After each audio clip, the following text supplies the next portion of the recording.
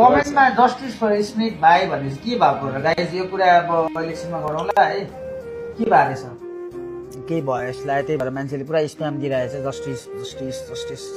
के हो र केटा कस्तो जस्टिस भन्नाले बुझिन यार के भएको र सबले जस्टिस मागिरहेछ अब के भयो होला काण्डहरू अब भन्नाले होइन कसैले के जस्टिस चाहिरहेछ भनेपछि अब रेस्ट इन पिस लेखिरहेछ नि त ठिक छ गाइज अब अहिले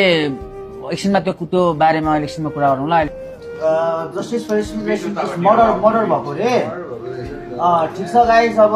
यो विषयमा के हामीले आवाज उठाउन सक्छौँ हामी हाम्रो तर्फबाट गरौँला इलेक्सनमा सोसियल मिडियामा यसो इन्स्टाग्रामतिर सेयर गरेर के भएको छ दाङमा भएको छ 17-year-old lured by fake identity tied detained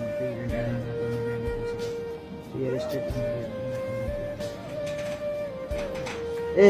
gang fight type के यताउति दुश्मनी सुस्मनी नै भएको रहेछ कि के भन्नु त्यही भन्नु छ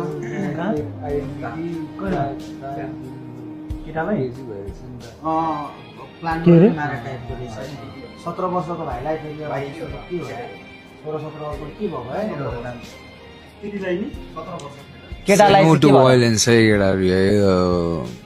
ठिक छ त्यो कुरा इलेक्सनमा गरौँला गाइज होइन एकदम राम्रो रेस्ट इन पिस उहाँलाई अहिले त्यो कुरा विस्तृत